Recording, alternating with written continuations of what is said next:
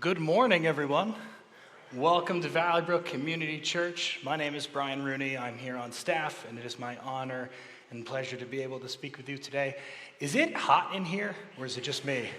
I'm starting to think maybe it was the building, but at the same time, I think Rebecca's prayer just ignited the room. And I was like, whoo, man, I was like, that was good. That was so amazing. Oh, my goodness. No pressure, right? Hey, other things going on here, just so you guys know about. This whole summer, our church has honored our senior pastor, Clark Poff, with a sabbatical, his first sabbatical in his many, many, many years of ministry. And that is ending today. He is coming back tomorrow. And so today is the last day we can pull all of our practical jokes on him. So if you have any ideas, please let me know. We're putting a sign-up sheet outside his bathroom in his office. So if you guys want to, just joking about things to make him laugh. So just so you guys know, if you haven't met him, because I know there's some of you here who have come to the church over the summer, if you haven't met him, please come back next week. He'll be our speaker next week, and he'll be talking a little bit about his time, but also we've just been waiting and praying to hear what God has been doing in his heart this whole summer. So you do not want to miss that. Speaking of trips, Jenna and I, my wife, who came up here in the beginning to do the intro, we have this fun little tradition that we do anytime we take a trip either to like the beach or we go out to vacation, we go to Disney, wherever that is. We have this tradition where we go to Barnes & Noble and we both buy a book that we're going to read on that trip, but we buy one for the other person. And so I go and I try to look for one for her, and so she likes fiction and fantasy, or fiction and mystery, so she'll look off in that section. And for her, she jumps right over to the C.S. Lewis section because I am such a C.S. Lewis buff. And so either she buys a book about him or a book that's very similar to something he would write, and then we both read it. I don't know if you guys have ever done anything like that, but it is fun to go and search for somebody else at a bookstore. So one of the things that she bought me was a book called The Ocean at the End of the Lane by Neil Gaiman, and it was a wonderful, very C.S. Lewis-like book of a child who experiences a Narnia-like world right down his street. And it's this beautiful story with magic and friendships and love and failure and mystery and also a little bit of scary monsters and things like that. And I love that kind of stuff so much. And there is this quote in the book. I thought the whole book was absolutely wonderful, but there was this quote in this book that just stuck with me, that I'm a nerd and also a guy, and when guys or nerds know something, they have to tell like everyone they know. They're like, this thing is like so cool, I gotta share it with everybody. So I wanna share this quote with you because it just filled me with such a sense of wonder and beauty, and something that I'd never really thought about in my life before. So I want to read this to you guys. And so to give context, the main character, who's a child, is walking through the woods to get to the end of their property. And he sees a trail. And he says, adults follow paths. Children explore. Adults are content to walk the same way hundreds of times or thousands. Perhaps it never occurs to adults to even step off the paths, to creep beneath the rhododendrons rhododendrons. Those flowers, you know what I'm talking about, to find the space between the fences. I was a child, which meant that I knew a dozen different ways of getting out of our property and into the lane, ways that would not involve walking down our drive. And so this filled me with this sense of wonder, like, adults do follow paths. Do you see children? We had our dad's field day, and we had our path that we were walking on. The kids were making a billion different paths on the way, and all the adults were standing just on the path. We're like, we need to stay here. It's safe this way. This is the way we get out of this.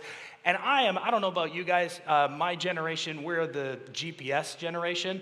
I need a GPS to be able to go anywhere.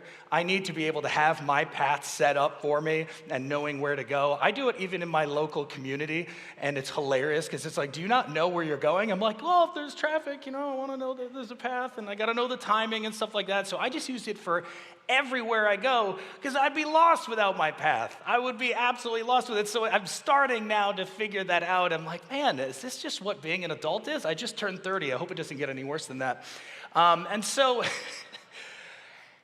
something that I was thinking on about this is something I'd learned very embarrassingly late that my wife just showed me recently about GPS. So even though I'm a GPS kind of person, I'm still learning, is that I didn't know until literally I think about last year that you could hit a different route and say, I don't want to take highways, I just want to take back roads. I didn't know you could do that. And so we went on a trip a couple weeks ago, and we were just driving through, and she went, let's just go on the back roads. And I was like, but it takes like 30 minutes extra, like it adds a little bit of time. And it's like, no, come on, let's just take the back roads. And my goodness, I was like, this is beautiful. Like, this is so much better. I was like, this is so much better than driving on the highway. The highway's boring and everyone's angry. And I was like, I love this. This is so much better. And then this kind of quote was coming back to my mind. I'm like, I never thought of getting off the highway before to go to where I wanted to go. I didn't know there could be another path that would be filled with life and joy and just so much better. Yeah, it's a little bit more difficult than maybe the highway. Instead of just driving 80 down one road straight where everybody else is running, you get off and you go around some bends and some turns. The roads are a little smaller, but there was so much life on this road. It was beautiful. And it started to make me think, because we're going through this summer, if you haven't been with us, we've been going through the Sermon on the Mount. So Jesus had one major famous sermon that he did, which has changed the world.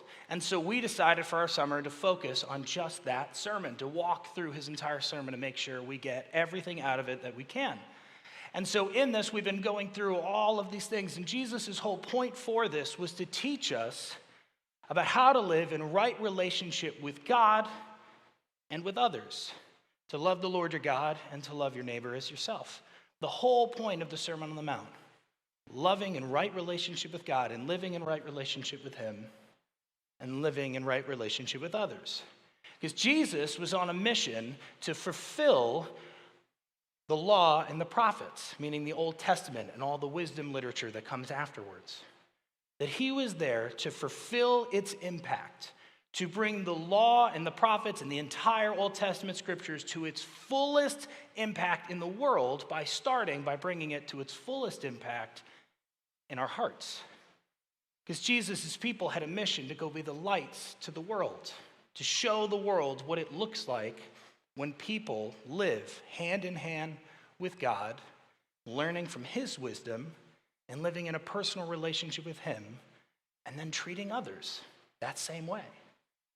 And so this is what he's going through, and we've been going through this whole sermon, and so we're right here at the end. Pat, our worship director, has talked a lot about the structure of the Sermon on the Mount, how it's almost kind of like a sandwich with 2 bread slices, then 2 lettuce slices, then 2 sauces or things like that, and then the meat in the middle, and then it kind of goes backwards out. This is the last piece of bread. This is the last part where Jesus is honing back in and saying, this is all it. Make sure you don't miss this, because this couples the whole thing. So what he does is he gives us 3 examples paralleling 2 different things. So 3 examples of paralleling 2 different things. He says 2 gates with 2 paths, 2 trees, and 2 foundations. And so today, on our topic of walking down certain paths, we're going to focus on the pathways. And he says that there are 2 gates that mark each of these 2 paths. So I'd love to read this for you guys as we're going through. So here is his last topic as we're preaching on, as he's teaching. He says, enter through the narrow gate, for the gate is wide and the way is broad that leads to destruction, and there are many that enter through it. But for the gate that is narrow and the way that is constricted, that leads to life, and there are few who find it. So he's going through, he's paralleling these 2 gates and these 2 pathways. And just so you guys know, every time I've heard this, actually a good portion of times, because I grew up in church and I went to church, I had a little bit of time that I moved away from it. But there were a lot of times that I heard this verse preached on. Oftentimes the main point is there's one way that leads to hell and one way leads to heaven. Okay, good. Go do great, I guess. Go do, try out. Get on the good one. But one thing that I realized as I was reading through this is that we need to remember the context of what Jesus is speaking in. These aren't just a bunch of one-off teachings. And while, yes, the paths that we lead to life eventually lead to where we go in the end, but Jesus' main focus is on where his people are today and the mission that they had in that moment. So try, if you've heard this verse before, if you heard this teaching before in that kind of context, maybe kind of just place that aside for a moment and just focus here on where he is. Because a second ago, last week, if you were here for when Pat gave his sermon, a second ago, Jesus just finished speaking about how to ask God for wisdom. When it's saying, how do we live in right relationship with others? How do we know how to do that? God says, ask, and it will be given to you. The wisdom to do so. Seek that wisdom, and you will find. And when you find the place where it is, knock, and the door will be opened. And now he moves into this new conversation of, well, there's two paths. As you're searching, there are two gates that people enter in, and two pathways that people can follow. A broad one and a narrow one. And so as we were kind of getting ready for this, and something that I noticed in this is that Jesus, in looking at these two different paths, one wide path and one narrow path, something I want you guys to kind of think through in this is that Jesus seems to be convinced that true life isn't always just about what you choose, but it's also about what you refuse. That true life isn't just about what you choose in life, but that it's also about what you refuse in life. So keep that in your mind, because that's going to be really important as we're going through this. And so I was taught, when you're trying to make an analogy, when you're trying to use pictures, when Jesus uses pictures or examples, it's really helpful to get an actual picture of what he might be talking about to bring you into this, because as you see in this building, there are no gates and there are no pathways, so we got to bring one in there. And so one of the things I was trying to do in preparing for this is I should probably go look up some ancient pictures of gates and things, because we think in our culture, we might think of a gate, like a gate to like a farm or to a backyard or something. But this was an ancient people group who lived in very fortified cities and walls. They had gates and walls to protect themselves from other nations or raiders to keep them safe. And so when Jesus said that there is a gateway, it looks a little different. So I started going online. I was looking at these pictures, and I didn't really find any that I liked. And then I remembered that I was a part of the Guatemala missions trip last year. If you don't know, that our church goes on a Guatemala missions trip every year. We have a missionary that used to come here to the church, Jalen Perry, who's stationed down there, and she does work and missions work down there with an organization. It's absolutely wonderful. We send a team down there every year. It's so great. We actually had one of our students, Logan Deerdorf, who just came back from going back there again, which was so very wonderful. But I remember that when I was down there on our last day, we went to the city of Antigua. It's an ancient city at the base of a volcano that, I'd say hundreds, if not thousands of years ago, the volcano erupted and destroyed most of the city, but there's a bunch of remnants laying around. And I was thinking about this, and I remembered as I looked through my pictures on my phone, I had a whole bunch of pictures of a bunch of gates and doors. And I was like, how in the world did I do that? And I remember it as when we were walking around, one of the members of our group, I learned as we were walking around, absolutely loves doors and gates. It's just like the thing she loved. And so she would go to different places and just take pictures of these gates and doors and everything. And as she's talking about it, I got into it. And so I was like, this is cool. I've never thought about doors or gates before. So I have like a ton of pictures of these gates and doors on my phone. So I was like, hey, this will work out pretty well. So here's the first one, if you don't mind. We're going to throw up the first thing here. This was absolutely astonishing to look at. This was so wonderful. So this was an ancient building that they had there that got mainly destroyed out in the front. But when you look at that front door, when you look at that front gate, that's kind of the gate idea I want you guys to start thinking about. Now, this is an ancient building, but this is what they looked like. They had decorated walls. They had very large structures.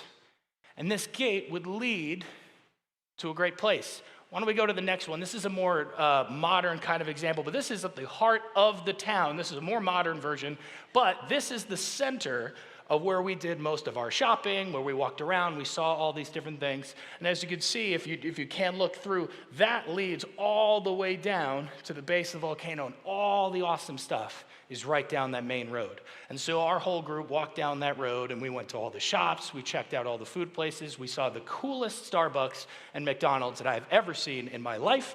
It's hilarious that I'm talking about a McDonald's and a Starbucks when I went to Guatemala, which is hilarious, but I did. It was so cool. It was amazing. And so that was the picture. Going through and thinking, this is the wide gate, a gate that most people on their normal commute to work would go through in an ancient city. That they would walk through a gate to a city and go in to where all of their life was, to their job, their food, the people that they knew. That was the gate. Everybody went. It was their old ancient highway. And so Jesus is saying that this main gate, this wide gate as he's describing it, people are getting this picture, and he's saying this road that everybody walks down in life, the one that most people move on, is actually leading to destruction. You think it might be leading to where all of your money is, and all of your family is, and all of your wealth, and all of your good things in life. The good life is found within the city. It's protected through this gate. But Jesus is saying, actually, it's leading to destruction. And that's a very stark statement to say for people that know. That's like saying, go into your normal city, go into your home, your town. It's actually leading to destruction. They'd go, wait, what do you mean? And he'd go, ha, I gotcha. He's a master of hyperbole. I didn't do this on purpose, but the picture actually goes all the way to the volcano, which is hilarious. That it's funny for this. It's like the broad path leads to destruction, and there's a volcano literally all the way to the back. Kind of to further that point, that's not what I wanted to go with it, but I noticed it this morning, and I thought it was hilarious. So we're just going to say God did that for the sake of the analogy. But he says this, and that's a tough statement, that the path that most people take in life is to destruction. Now, when he's speaking to these people, when he's speaking to them and he's giving them this example, something comes to mind for them. Because for us, we have when we have our cultural norms, the things that we know about, you can mention movies or quotes or politicians and it gets all of our attention. We know who they are. For that people, for that group in that time, the Bible was their main media source for them. And so Jesus is pulling on an analogy when he's saying there's two paths to take in life, and he's pointing back to the Garden of Eden. Because in the Garden of Eden, the first story in the Bible, the play of humanity's condition played out. Adam and Eve were given two paths to take. This is why in the next example, he goes into the two trees, because Adam and Eve had two trees given to them, one of life and one of knowledge that they would take on their own. And as we know the story, even if you haven't read it, spoiler alert, they take from the tree of the knowledge on their own. God offered them the path to live in right relationship with him and to learn from him alone within that relationship, and then to go out into the world and cultivate a world based on care for God and for others. And instead, what they do is they take knowledge on their own and they place themselves in the position of God to say that we're on top, our knowledge is on top, and now they live against one another. The first human interaction that happens after they choose this path is there's now enmity between them. They're living against one another, blaming one another, trying to be on top of one another. Almost instantly, it happens. And so what God is doing is he's showing them that as it happened in the Garden of Eden, Adam and Eve were then led out of the garden through a gate into the chaos and destruction of the world, where the world was judged and ruled primarily by people who chose on their own what they believed good and evil to be, living with enmity between one another. And so this is where Jesus is saying it leads to destruction. And so this isn't like, hey, you're walking down this path and all of a sudden God's just going to strike it. He's actually pointing and saying they have no idea, but on this path, their own actions will lead to destruction. They think they're on the path to life, to the good life, where they don't have to worry about things, where they will be all right. But in reality, the world that is being created when humans live that way is a world that will eventually crumble on itself. We've seen this. Just look at human history. It's not that far-reaching to look at human history and say it's just a constant struggle of people trying to be on top of one another. It's constant, over and over. And so when he says it's going to lead to destruction, we hear 2,000 years later who can look back at history and say, boy, oh, it did. It absolutely did. And it still is. We're all experiencing this all the time. People not living in right relationship with God and not right relationship with others is probably 98% of the stresses that we actually have in life. whether it's with our families or places of work, what we see on the news and in the media, or who comments on our social posts. Most of this is people living on that same path to destruction. And so Jesus, in his talk about wisdom, is leaning in and warning us, do not stay on that path. As you search for wisdom, there is another way. And he talks about the narrow path. And he says it's narrow and constricted, and few will find it, but it leads to life. Almost like peering off the highway into a back roads path when all of life is there. But you have to search for it. This is kind of a picture here. I don't know why I had this in there. I guess I got lost in the idea of taking pictures of doors and stuff. But I took a picture of this one for some reason. I don't really know why. But no one's really looking at this door through this gate. It's just kind of off to the side. It's almost behind the telephone pole from where my point of view is. No one falls into this gate. No one just naturally flows into this one. This one you have to look for to go into. And so Jesus is making a very stark statement here that the path that leads to life is a path that you need to focus on finding. It's not one where the traffic just takes you. Meaning, living on the path that leads to life is not an automatic process. And for all of us here, as we hear this, the things that I hope that comes to your mind is all of the stuff that we've talked about this summer. This is why it's kind of the end of the sandwich, the end part. It's like, well, what do you mean the life that, the path that leads to life? What does that look like? It looks like all of the things that Jesus has discussed all the way up to now. Loving your neighbor, praying for your enemies, turning the other cheek and walking the extra mile. These are not things that happen on accident. These are things that are active, things that we do. Choosing to look at the people in front of you, not as objects for your own satisfaction or objects to dehumanize in your anger, but people to raise up. Images of God that you do not reduce. These are hard things to do, but they are active things to do. And Jesus is trying to hone in at the end of his message to say all of these things we've talked about. From not worrying about the future, from allowing God to be your God rather than money, for loving on others and viewing anger in the same light as you would with murder. These are things that lead to life, but they're active, and you have to focus on these things. And so he's giving all of us a choice, because he's giving us this choice because he gave his people this choice. If you've read any of the Old Testament, any of it, it's just a constant battle of the people of God, the people of Israel, trying to follow the way of God. That God gives them their way and says, follow me. Be the light of the world. Live with me. Take my wisdom out so the whole world can see you, where all the nations of the world who do not know me will know me through you. And you see them constantly returning to the wide and broad path, acting the same way that the rest of the nations do.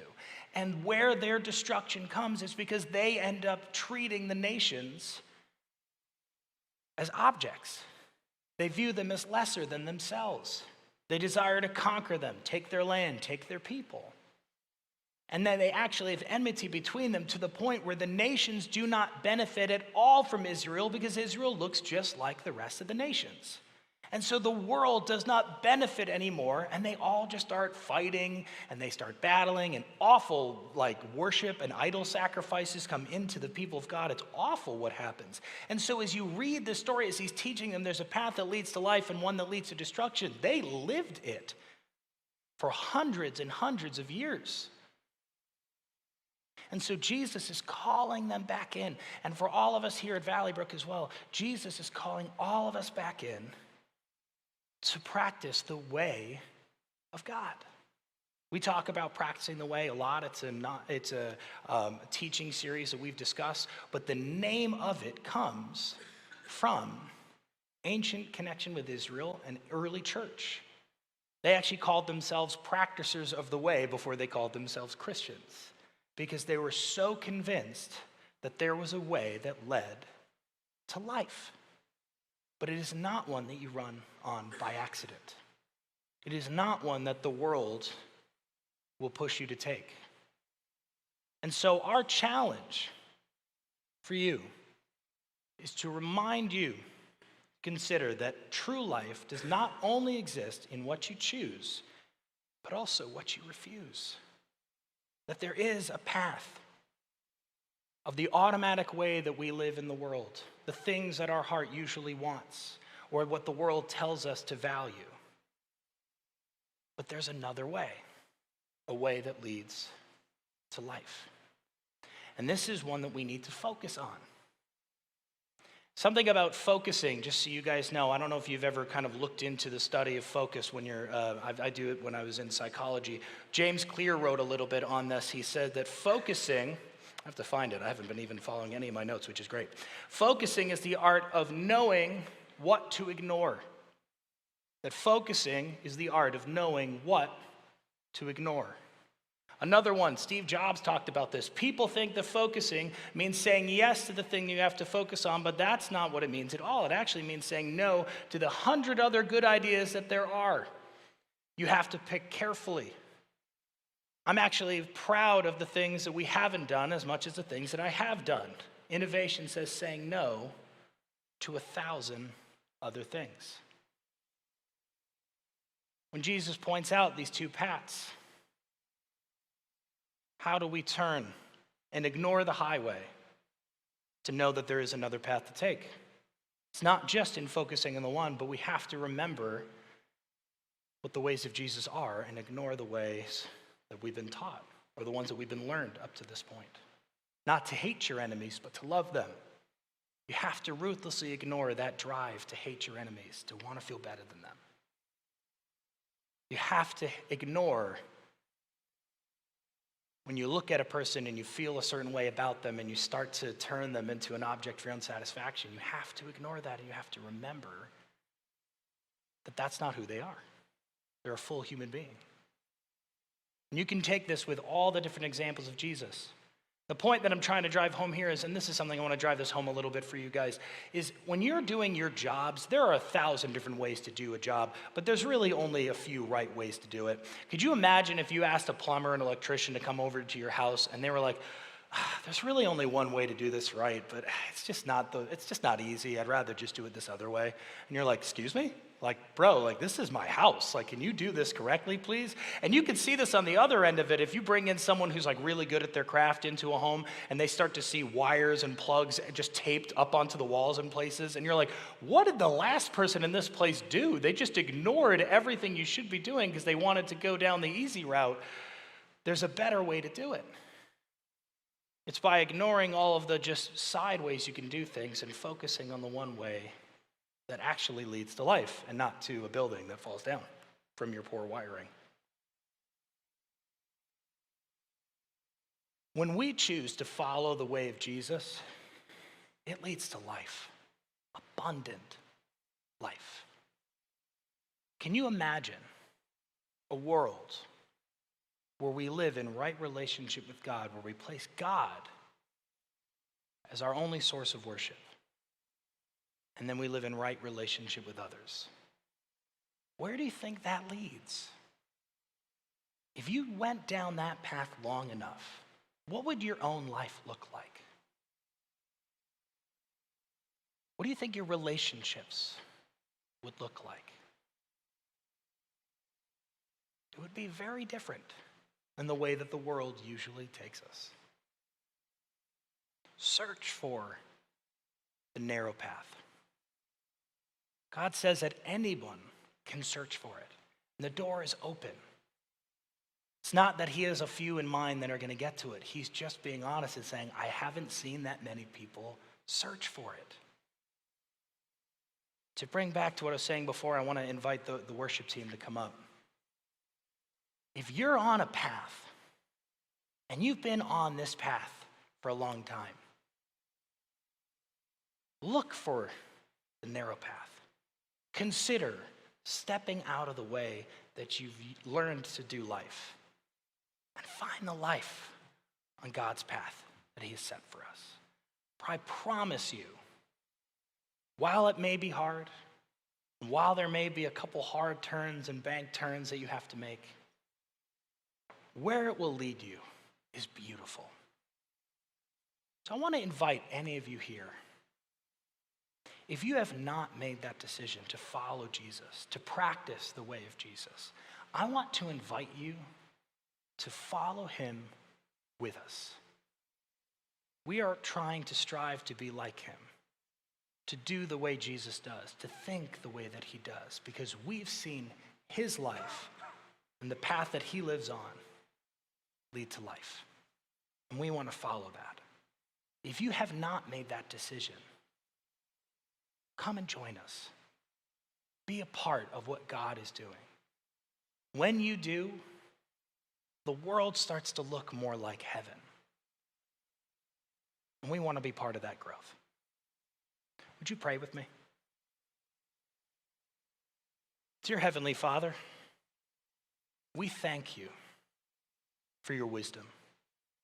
Lord, your wisdom is unlike any other that has ever come before. Lord, help us to follow you in your wisdom. Help us to ignore the many things in life that we have been told to focus on. And help us to choose you and focus on you. Lord, I pray that everyone here chooses to follow you with their life. And after a while of focusing on you, has a moment where they can look back and say, I am so proud that I did not do 100 other things that the world tells me are good for me, but are not. I'm so happy that I focused on you. I pray that everyone here has that moment, that their life begins to reflect the life that comes from being in right relationship with you and with others. And Lord, I pray that every single person that makes that decision, that their life becomes a light to the world, and that your mission to fill the earth with lights, to salt the earth, to fill the earth with people living on earth as if it was in heaven. I pray that the whole world sees them and that they come and they find you. For the world would be a better place. And we would truly be living in the abundant life that you desire for us to live. Thank you, Lord. Be our Lord and be our King, now and forever. Amen.